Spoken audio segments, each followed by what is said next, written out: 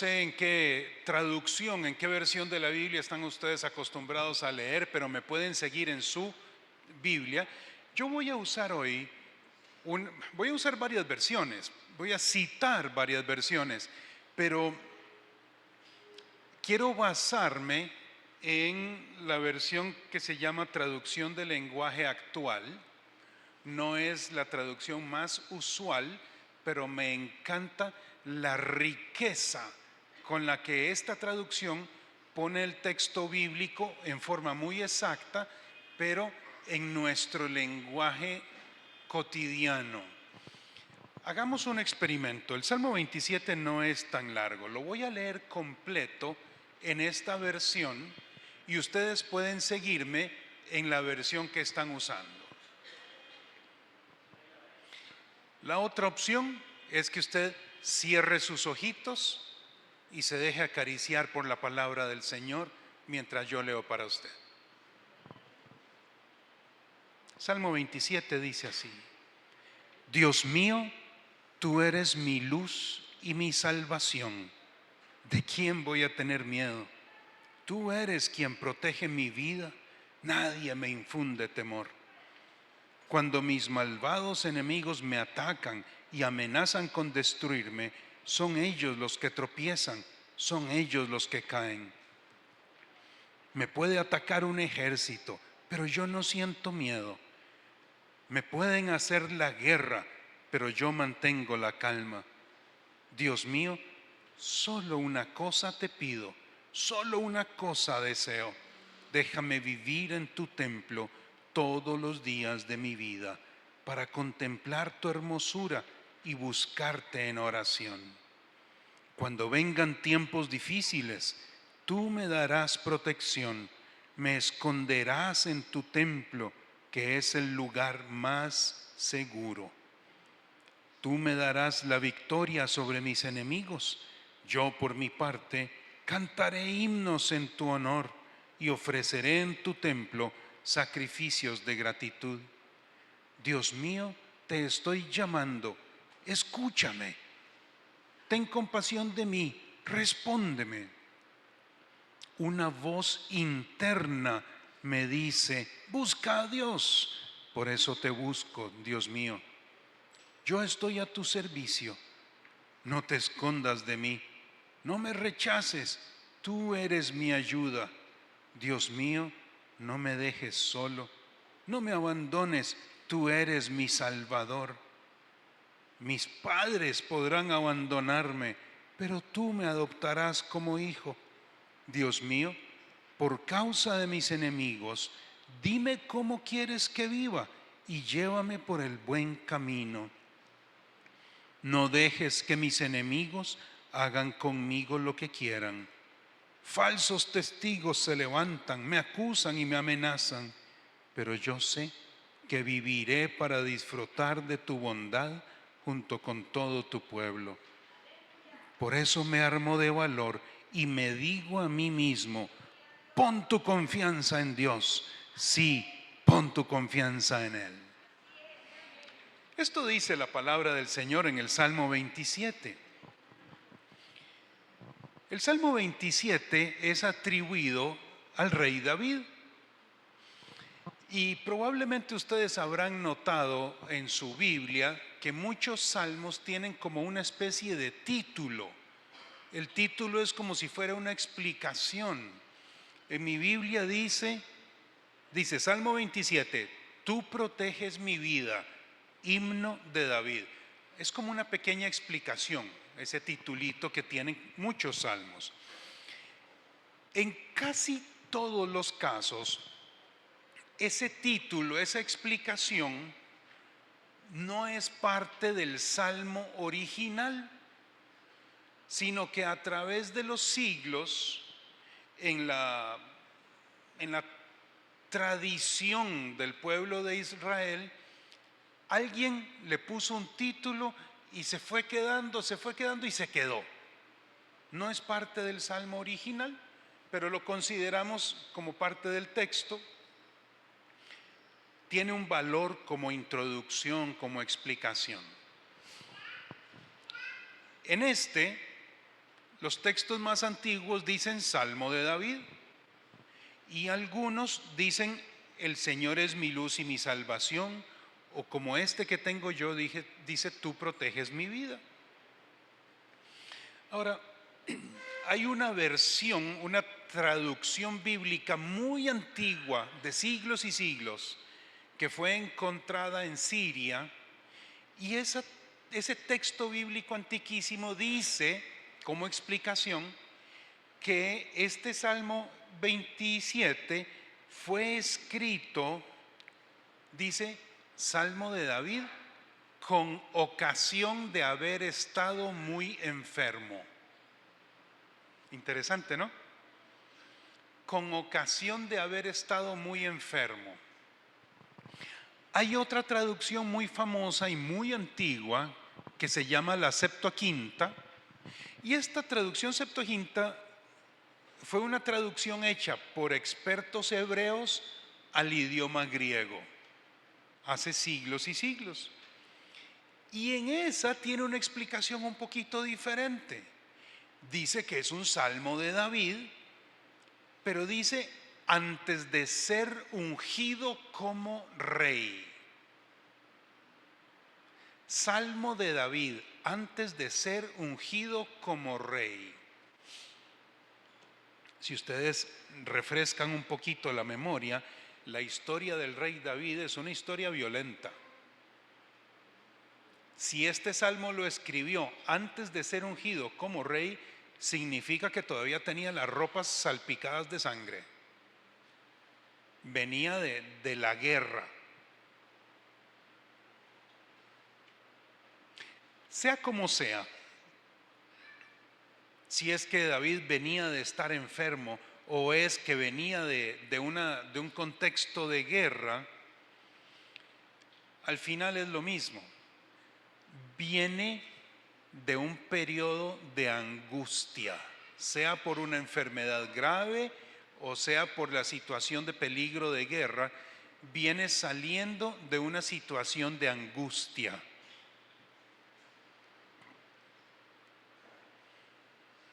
Ese es el contexto de David el rey cuando escribe este Salmo 27. El Salmo 27 se parece a otros. Y esto es algo que parece característico de David. Comienza con una alabanza y entonces presenta una petición. David es educado. David es educado. Primero saluda y después pide. Él presenta una alabanza y después una petición. Les dejo de tarea revisar el Salmo 9, el Salmo 10 o el muy conocido Salmo 40. Tienen esta misma estructura. Si ustedes lo revisan en casa, van a ver que entra con alabanza y después pasa a presentar petición. Específicamente este Salmo 27 es una mezcla de alabanza, de petición, de declaración de confianza. La primera parte del Salmo 27 mezcla mucho esos dos elementos, alabanza y declaración de confianza. Vean los primeros 6 versículos del Salmo 27. Si quieren me siguen en su Biblia y si quieren nada más escuchen. Dios mío, tú eres mi luz y mi salvación. ¿De quién voy a tener miedo? Tú eres el que protege mi vida. Nadie me infunde temor. Cuando mis malvados enemigos me atacan y amenazan con destruirme, son ellos los que tropiezan, son ellos los que caen. Me puede atacar un ejército, pero yo no siento miedo. Me pueden hacer la guerra, pero yo mantengo la calma. Dios mío, solo una cosa te pido, solo una cosa deseo. Déjame vivir en tu templo todos los días de mi vida para contemplar tu hermosura y buscarte en oración. Cuando vengan tiempos difíciles, tú me darás protección. Me esconderás en tu templo, que es el lugar más seguro. Tú me darás la victoria sobre mis enemigos. Yo por mi parte cantaré himnos en tu honor y ofreceré en tu templo sacrificios de gratitud. ¿Ven la actitud en el corazoncito de David? Esa mezcla de confianza y alabanza. Desde el verso 1, David ya propone un contraste. Si los enemigos o los problemas de la vida son oscuridad para el alma y angustia para la mente, Dios es para nosotros luz y salvación. David está haciendo un contraste, una comparación, un contraste. Los enemigos, los problemas de la vida traen oscuridad al alma, pero Dios es luz y salvación. Y es que si la fuente de nuestra luz, nuestra seguridad, nuestro confort, nuestra confianza es el mismo creador del universo, el Dios que todo lo puede, que todo lo sabe, que todo lo ve, el Dios que nos ama con ternura, entonces esa luz que los ilumina no puede ser apagada. Si la fuente de mi confianza es la fuerza de mi brazo, alguien más fuerte va a venir y me va a quitar la confianza. Si la fuerza de mi brazo si la fuente de mi confianza no es la fuerza de mi brazo, sino mi astucia, mi habilidad, alguien más hábil va a venir a quitarme esa confianza. Si la fuente de mi confianza está en la cuenta del banco, alguien me va a llamar desde la Reforma y me va a quitar la confianza.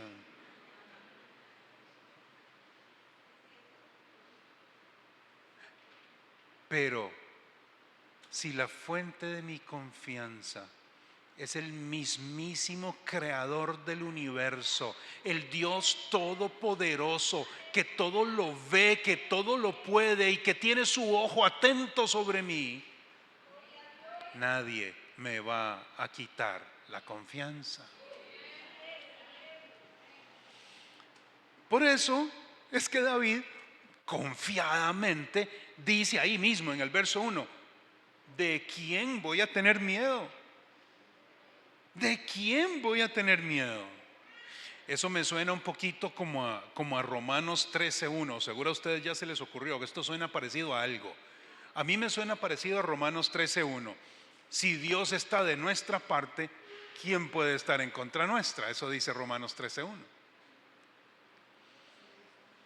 En los versos 2 y 3, David reafirma su confianza en Dios. Cuando el enemigo le quiere hacer daño, las cosas le salen mal al enemigo. Qué interesante.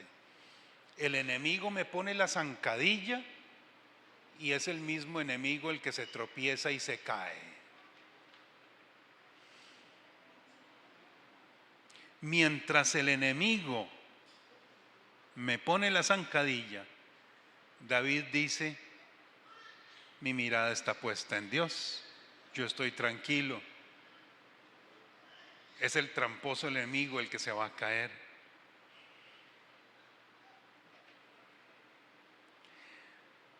Quiero dejarles aquí un secreto. Para que nosotros podamos decir como David, me puede atacar un ejército, pero yo no siento miedo, hay un secreto para que eso pueda suceder.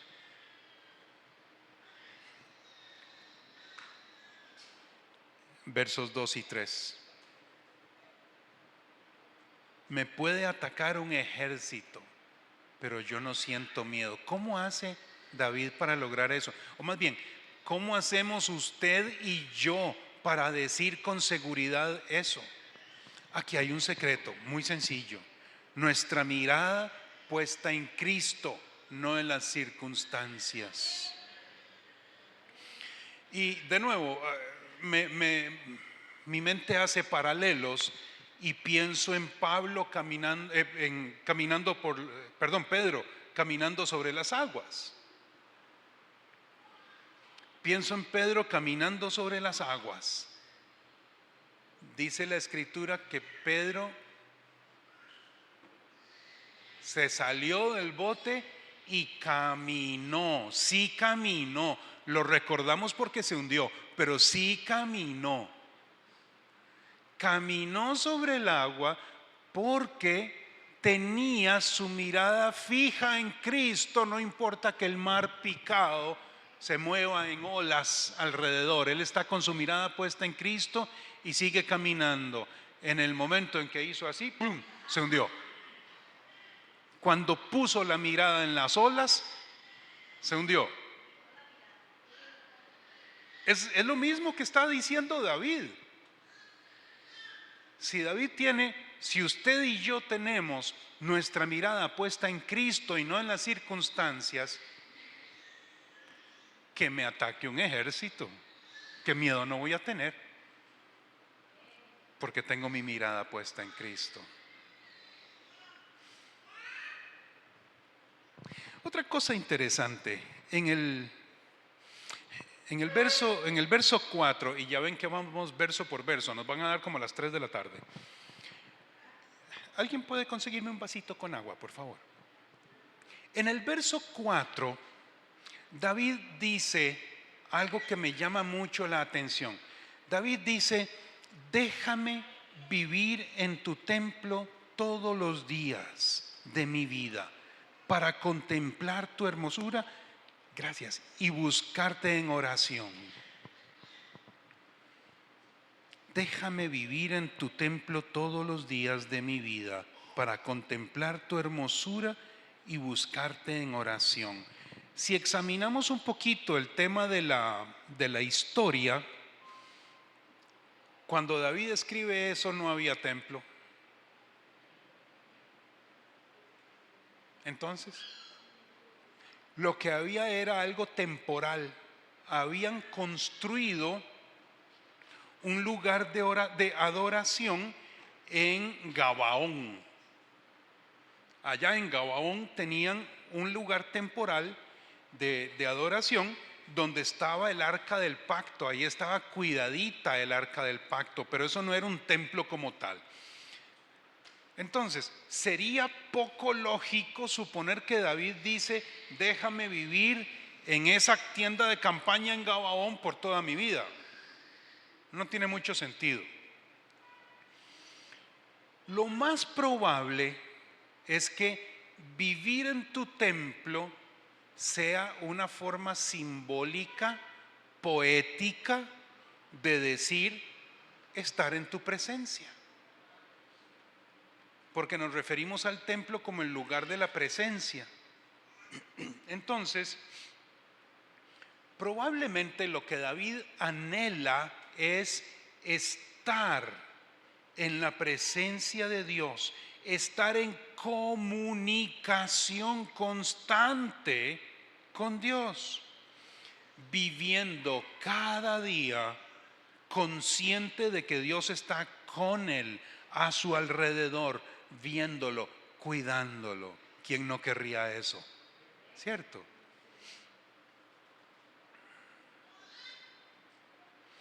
Por eso es que justo en el verso 5 David dice: me esconderás en tu templo, que es el lugar más seguro.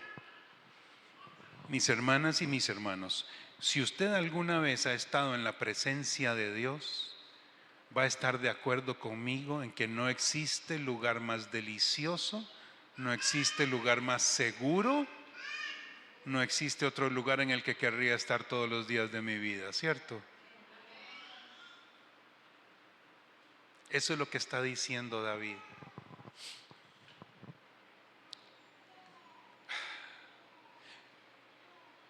La lección de esto es que la presencia de Dios es el mejor lugar al que podríamos correr cuando las cosas se ponen feas.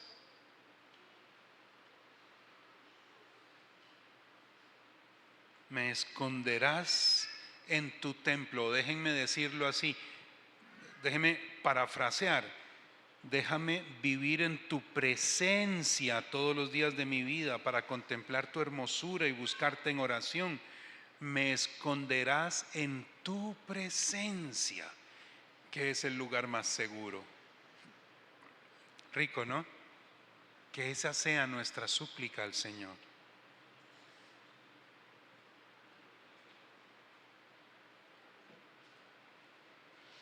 Y de hecho, a partir del verso 7, el salmista comienza una súplica. Los primeros 6 versos que hemos revisado juntos son una declaración de confianza y una alabanza. Y entonces entra la segunda parte. El salmo lo vamos a dividir en 3 partes. La segunda parte es una súplica.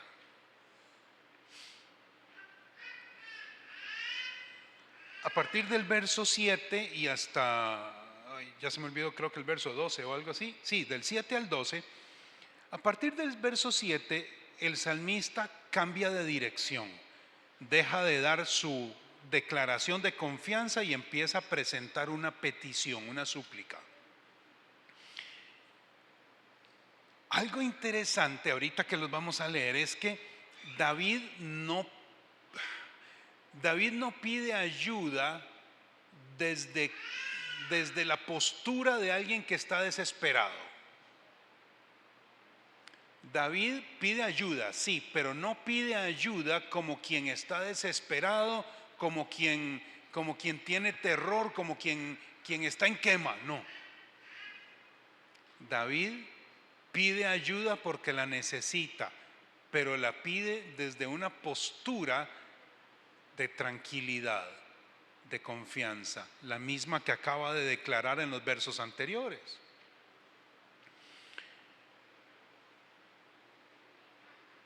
David pide ayuda desde la confianza de estar acostumbrado a estar alabando a Dios y estar en su presencia en los tiempos tranquilos. Entonces, otra lección que aprendemos: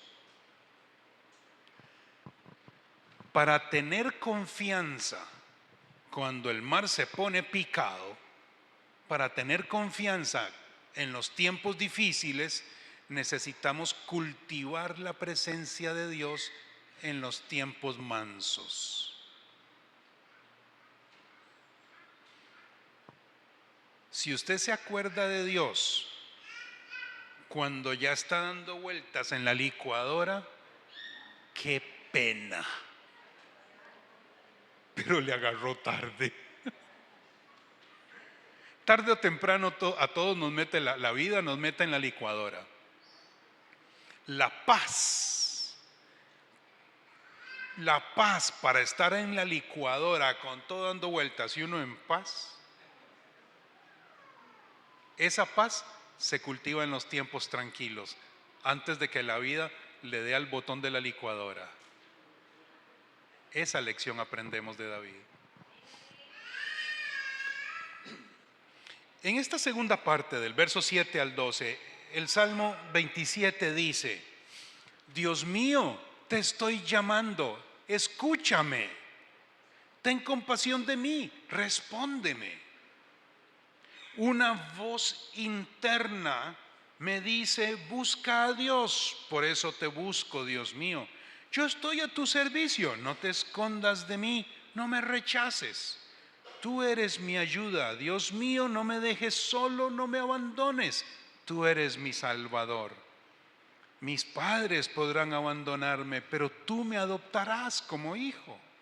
Dios mío, por causa de mis enemigos, dime cómo quieres que viva y llévame por el buen camino. No dejes que mis enemigos hagan conmigo lo que quieran. Falsos testigos se levantan, me acusan y me amenazan. La situación de David no es sencilla. La situación a la que está haciendo referencia es a cuando él está dando vueltas en la licuadora. Enemigos lo acusan, le levantan falsos, lo quieren atacar, etcétera, pero él tranquilo. Ahora, seamos realistas. La confianza no quita la urgencia. Seamos realistas, con los pies puestos en el suelo. Una emergencia es una emergencia. Ahora, estamos confiados. Estamos confiados. Las palabras de David nos hacen ver urgencia. Te estoy llamando, escúchame, ten compasión de mí y respóndeme. Esto es urgente. No es así como, tomémonos un cafecito un día de estos. No, no, el asunto es ya. Te necesito ahora. La confianza no quita la urgencia. Seamos realistas. Ahora, aprendamos de David. Cuando estamos en una situación apremiante, en una situación acongojante, urgente, ¿a quién podríamos acudir? Sino a aquel en quien tenemos toda la confianza. No solo por su capacidad, sino por su amor y su bondad.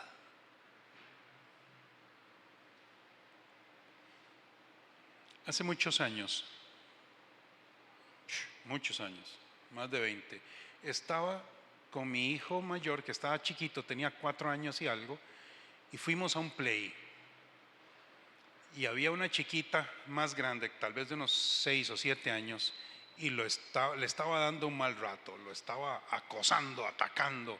Y yo dije, lo voy a dejar, que se defienda, a ver qué hace.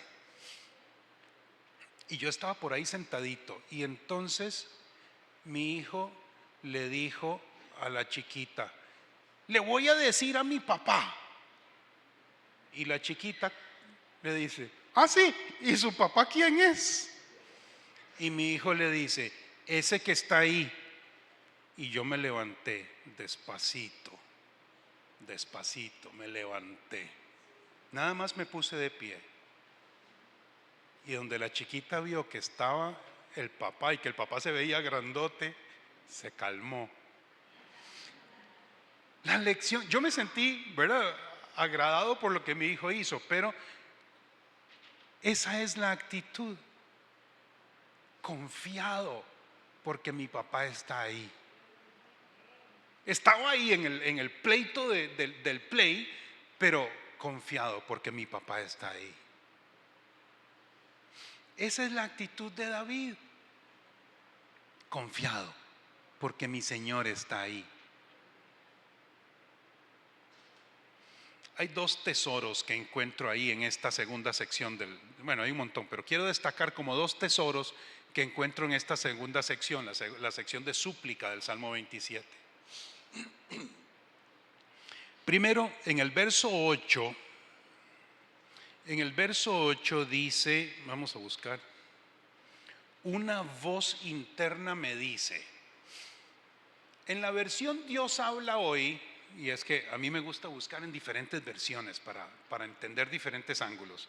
En la versión Dios habla hoy dice, el corazón me dice, esa voz interior, el corazón me dice, busca la presencia del Señor. Si nos vamos al texto en hebreo, la palabra que se traduce como corazón en este texto es leb. Leb es un concepto, es algo que se traduce como el centro de la mitad en medio, el centro de todo. El centro de todo, eso es lo que significa la palabra hebrea que Dios habla hoy, traduce como el corazón me dice. Es una referencia a la voluntad, las emociones, la inteligencia. Todo mi ser me dice busca a Dios. Desde el centro mismo surge esa vocecita que me dice busca a Dios. Mi inteligencia, mis emociones, mi voluntad Todo mi ser sabe que debo buscar a Dios y me dice, busca a Dios.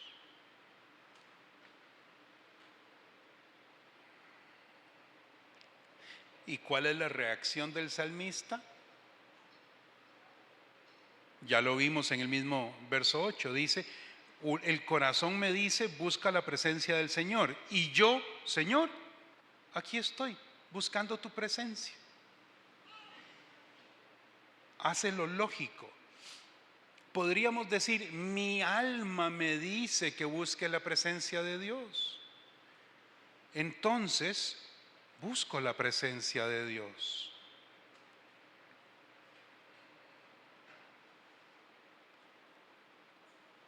Mis amadas y mis amados, Dios siempre nos está llamando, Dios siempre está atento, Dios siempre nos está invitando,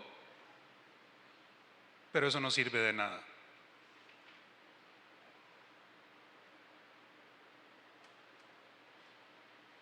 El que Dios siempre nos esté llamando, siempre esté atento, siempre nos esté invitando, no sirve de nada si nosotros no damos el pasito de ir y buscar su presencia. A nosotros nos toca dar el pasito y buscar su presencia.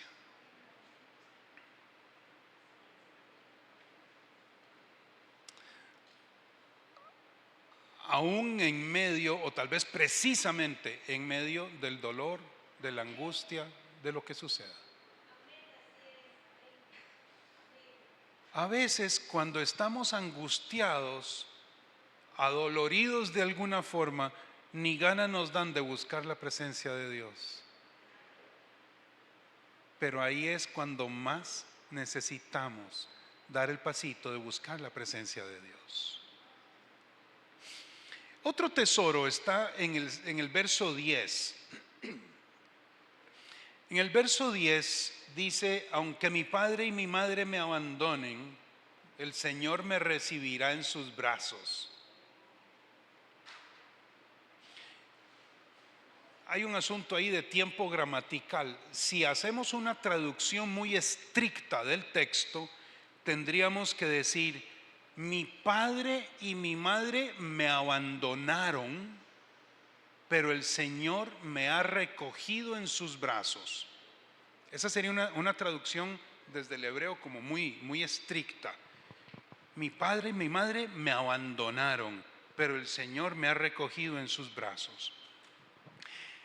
Esto no quiere decir que los papás, que el papá y mamá de David lo abandonaron. Lo que David como salmista está haciendo es plantear un proverbio. Ese texto del verso 10 es un proverbio.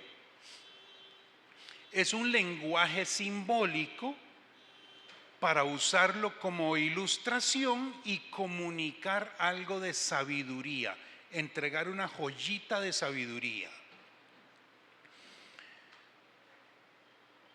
Esta es la forma que el salmista usa para explicarnos, para decir que Dios se preocupa por nuestro bienestar más aún de lo que papi y mami podrían hacer.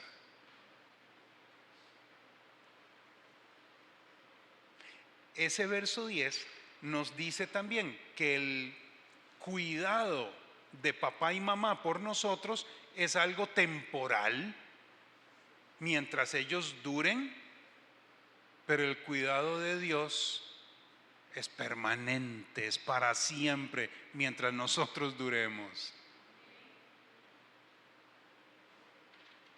Dios no se pone viejo y se muere.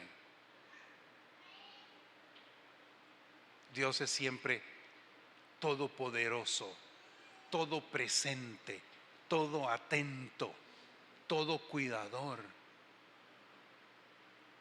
Siempre está disponible para nosotros, aún en la peor indigencia, en la enfermedad más grave, en la más profunda falta de opciones, aún ante el panorama más oscuro posible, Dios estará ahí para actuar como nuestro verdadero Padre bueno. Ese es mi nombre personal que yo le he dado a Dios. Cuando yo hablo con Dios, yo le digo, Padre bueno, Padre bueno, siempre presente, siempre atento, siempre cuidador.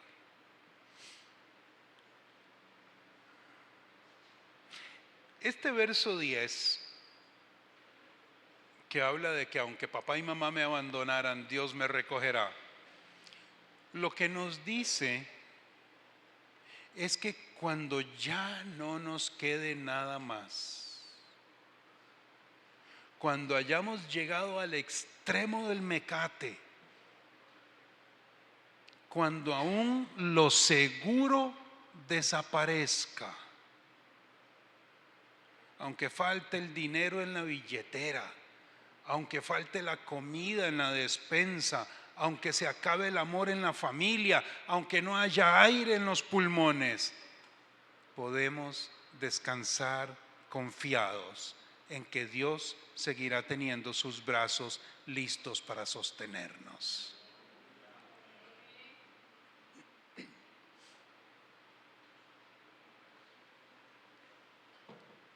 También quiero destacar otro elemento, un tercer elemento en esta sección de súplica. En el verso 11,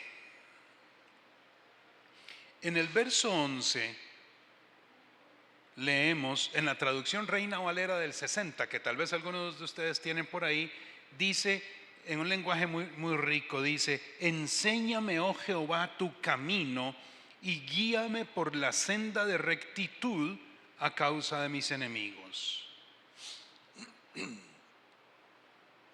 Ese texto tiene un saborcito similar a otro texto de David.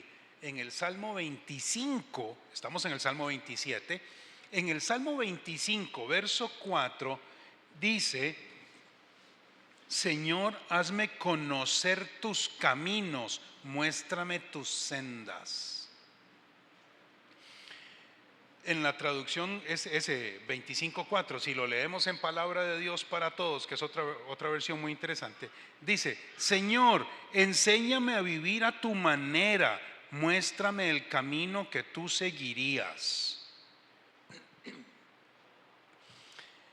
David está pidiendo ayuda, está diciendo: Dios, ayúdame, que lo necesito urgente, no me dejes suelto.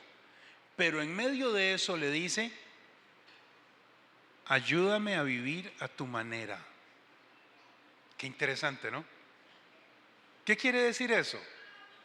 Señor, sosténeme para que no me desespere. Señor, ayúdame a no meter la pata. Señor, que no te arrebate las situaciones que te estoy entregando. Cualquier parecido con la realidad. Eso es lo que quiere decir.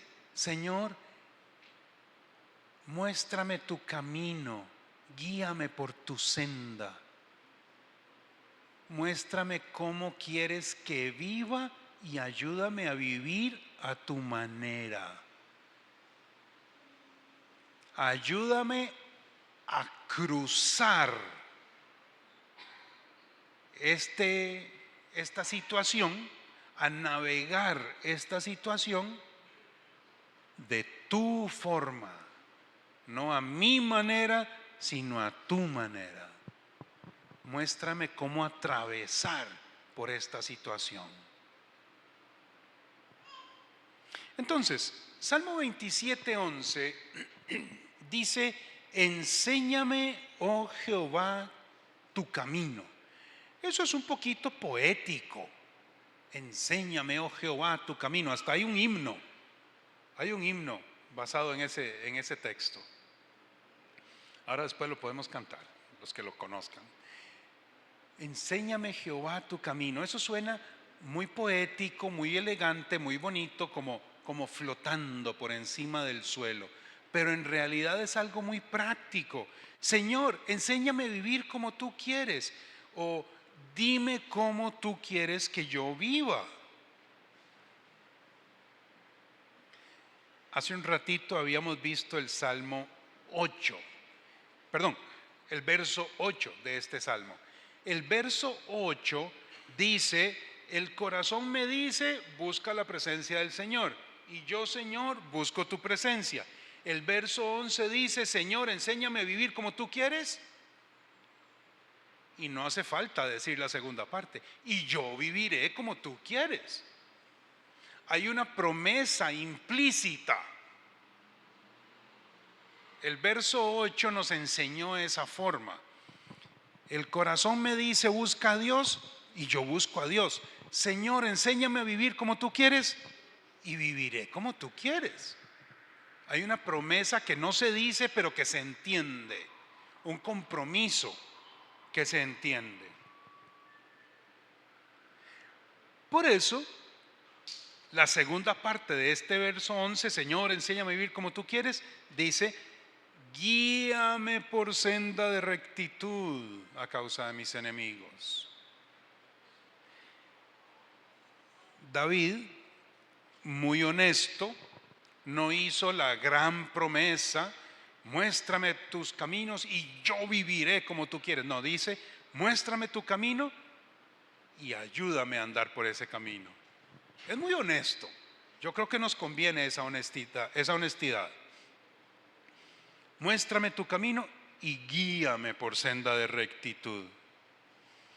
Ahora, eso de la senda de rectitud es una petición para que Dios le ayude a caminar bien a través de la vida, pero a través de las situaciones que está enfrentando.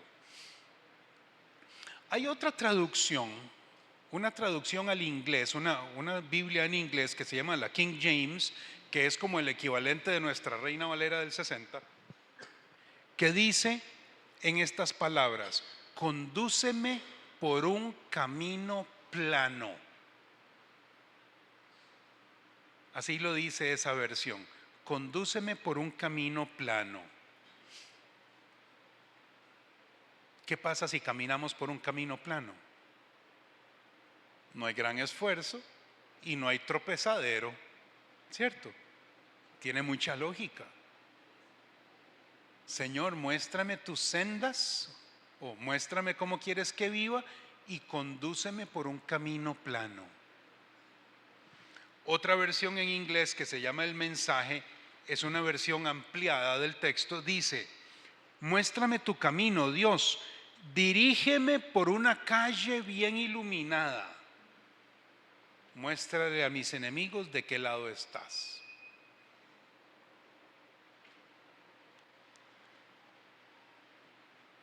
Mis hermanas y mis hermanos, que Dios nos lleve por un camino planito y bien iluminado.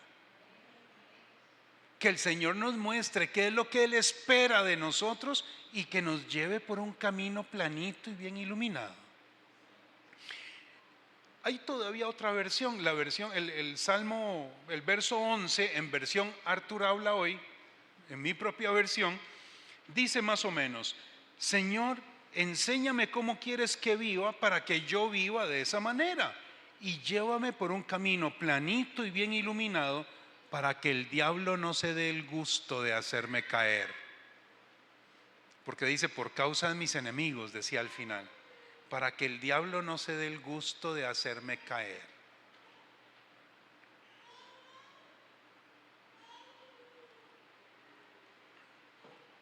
Vamos a la tercera parte del Salmo 27. Este Salmo 27 entonces comienza con una declaración, una sección de alabanza mezclada de confianza.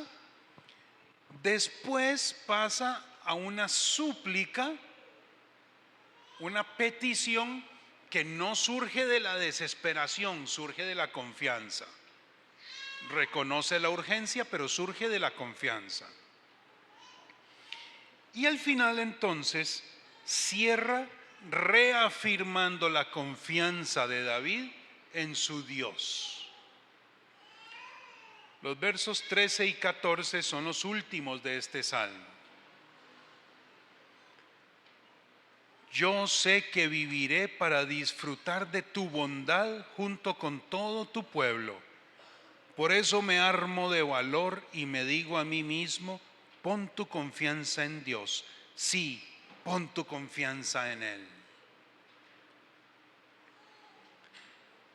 Pon tu confianza en Dios es el resumen de toda la enseñanza del Salmo 27. El salmista tiene un mensaje que nos trata de comunicar a nosotros a través de todo este salmo tan hermoso. Y el mensaje es ese: pon tu confianza en Dios. Ese es el resumen de toda esta enseñanza. David espera que su experiencia personal, que queda aquí ilustrada en este salmo, nos lleve a confiar en Dios y a esperar en Dios en toda circunstancia. Y es que esto es más fácil decirlo que hacerlo. ¿Les ha pasado? A mí me pasa. Es más fácil decir que hacer esto de confiar en Dios en toda circunstancia. Por algo se hundió Pedro.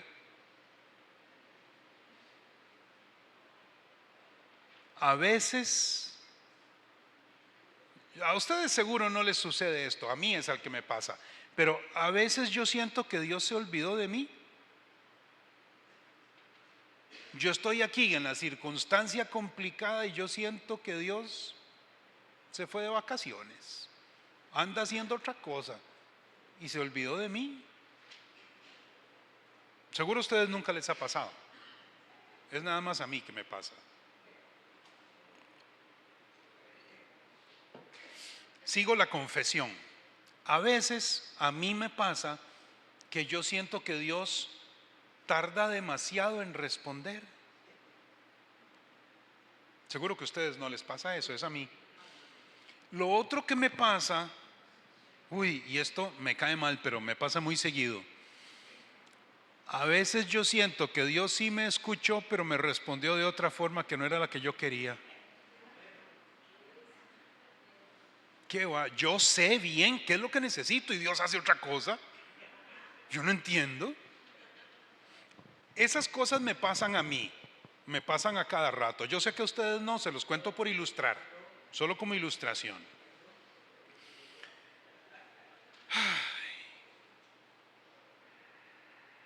No sé, a mí me pasan esas cosas. A mí me resulta difícil esto de poner toda confianza y esperar y todo eso. En el Salmo 25:3, tal vez quieran subrayar ese, en el Salmo 25:3, David refuerza la idea y nos dice otro proverbio: quien en ti pone su esperanza jamás será avergonzado.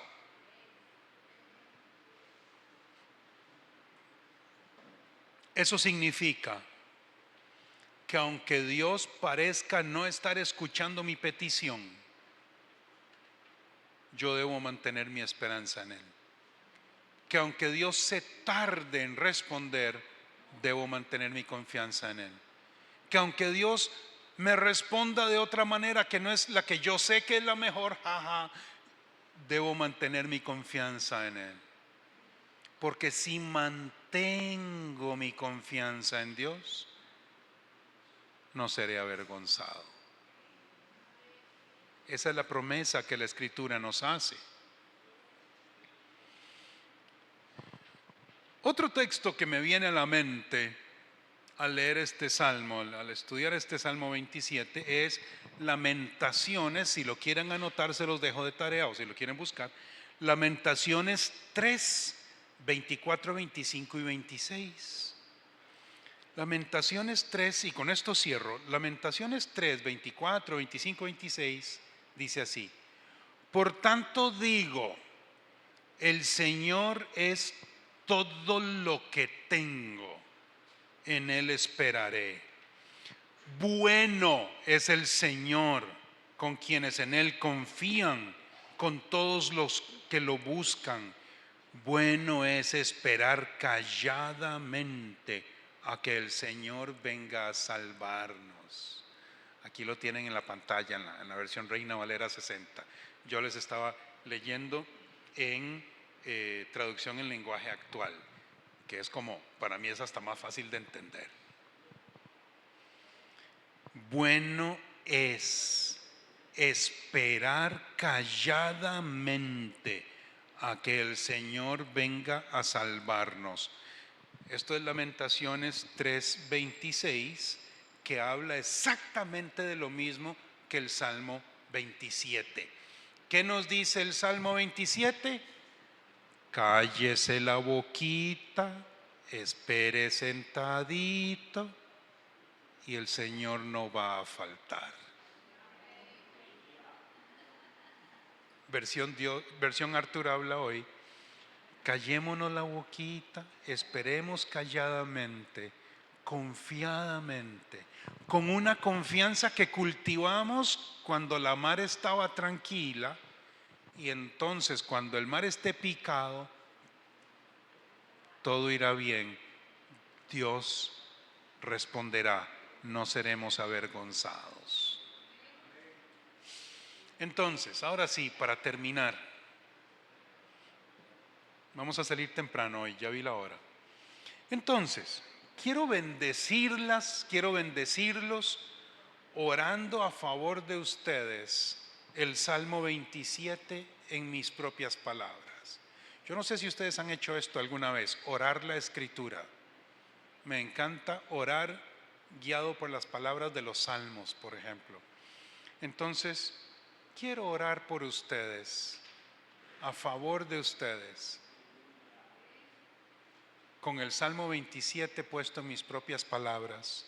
Por eso digo, Padre bueno, en medio de la oscuridad de los problemas de la vida, vos sos nuestra luz que nos infunde aliento, que nos hace sentir seguros y confiados. Te pido, Señor nuestro, que a mis hermanos y hermanas que están aquí hoy les hagas vivir siempre conscientes de tu presencia alrededor de ellos y de tus cuidados por ellos. Nuestro Dios, que en todo momento, en toda circunstancia, mis hermanos y hermanas de la Iglesia Betel sepan poner su confianza en vos y esperar calmadamente a que actúes a su favor. Señor, que cuando las cosas se pongan feas, ellos no tengan miedo ni se desesperen, sino que se agarren aún más fuerte de tu mano y se sientan cobijados por tu presencia mientras te buscan en oración. Amén. Amén. Mis hermanos y mis hermanas, que el Señor busque, que el Señor escuche su voz cuando ustedes le busquen a Él. Que Él se compadezca de cada uno de ustedes y les responda. Que cuando su voz interior les diga a ustedes que busquen a Dios, que no sean tercos y de verdad lo hagan con todo el corazón. Que cuando sientan que llegaron al extremo del mecate, se encuentren allí a Dios, listo para recibirlos. Que Dios les enseñe cómo Él quiere que ustedes vivan la vida y que con la ayuda de su Espíritu Santo ustedes le hagan caso. Y que por el resto de su vida Dios los lleve por un camino planito y bien iluminado. Amén. Muchas gracias.